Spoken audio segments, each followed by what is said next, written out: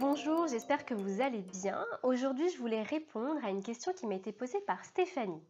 Alors, Stéphanie me dit: Bonjour, je viens de voir votre vidéo sur les pierres pour favoriser la confiance en soi. Elle m'a beaucoup captivée, merci beaucoup. Par contre, je me retrouve malgré tout à la fin sans savoir laquelle me conviendrait le mieux. Peut-on cumuler plusieurs pierres? Si oui, jusqu'à combien? Merci pour vos articles. Belle journée à vous, Stéphanie. Alors, avant toute chose, avant de répondre à la question, si vous ne me connaissez pas, je suis Romy Souza, sophrologue, praticienne en hypnose et énergéticienne. Je suis aussi la créatrice du blog serenabienêtre.com. Si ce n'est pas encore fait, vous pouvez vous abonner à la chaîne en cliquant sur le bouton rouge s'abonner pour ne rien rater des prochaines vidéos. Et vous pouvez aussi télécharger l'e-book Les 3 piliers de la confiance en soi. Je vous mets le lien juste en dessous dans la description de la vidéo. Eh bien, tout d'abord, merci Stéphanie pour cette belle question. Je vais y répondre. Alors, déjà quand vous vous retrouvez dans un magasin de pierres et minéraux ou dans un salon face à plein de pierres et vous ne savez pas laquelle choisir, eh bien, ne vous prenez pas la tête. En fait, il faut vraiment que ça se fasse au feeling. Et puis j'ai même envie de dire, c'est pas vraiment vous qui allez choisir la pierre, c'est plutôt la pierre qui va vous choisir. C'est peut-être un petit peu bizarre de dire ça, mais en fait les vibrations de la pierre vont vous attirer vers elle. Et en fait, écoutez-vous, faites-vous confiance, écoutez vraiment votre intuition, vous ne pouvez pas vous tromper. Ce qu'il faut savoir, c'est que quand vous allez être attiré vers une pierre particulière, en fait, ça va être par rapport à vos besoins du moment. Donc, en fait, vous pouvez vraiment pas vous tromper et puis c'est vraiment instantané. C'est-à-dire que si vous retournez dans le même magasin 3 semaines, un mois après, vous allez peut-être être attiré vers une autre pierre en fonction du besoin que vous aurez à ce moment-là. Donc, vraiment, ne vous prenez pas la tête. Ce que vous pouvez faire, avant tout, c'est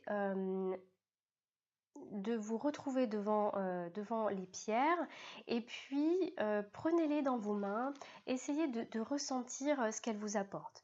Alors, par exemple, personnellement, moi je sais que quand je prends une pierre dans mes mains, si ça pique ou alors si sans faire exprès elle m'échappe des mains, c'est que la pierre n'est pas faite pour moi. Voilà. Après, à vous de trouver en fait comment se manifestent vos ressentis et comment la pierre vous attire. Ça peut être visuellement, vous allez trouver une pierre jolie, d'une belle couleur, ou alors c'est sa forme particulière qui va vous attirer. Voilà. Donc vraiment, ne vous prenez pas la tête. Ensuite, dans un deuxième temps, ce que vous pouvez faire si vous avez un petit peu de mal à vous décider, c'est demander conseil en fait au vendeur ou à la vendeuse de pierres pour lui poser la question: quelles sont les propriétés de cette pierre que je viens de choisir ou entre deux, voilà, j'hésite entre deux. Quelles sont ses vertus? Parce que en fait, moi en ce moment, j'ai besoin d'avoir confiance en moi. Et dans tel cas, voilà, qu'est-ce que vous me conseillez de mieux? Ce qui est important, en fait, c'est vraiment de connaître la cause et non, en fait, de se préoccuper des symptômes de votre problématique du moment quand vous allez choisir votre pierre. Ensuite, il y a différents types de pierres. Alors après, à vous de voir en fait ce qui est le plus judicieux pour vous. Donc vous allez peut-être préférer les pierres brutes ou les pierres polies. Par exemple, voilà, ça c'est une pierre polie. Vous voyez, elle est arrondie, elle brille. Il y a d'autres pierres qui sont montées en bijoux.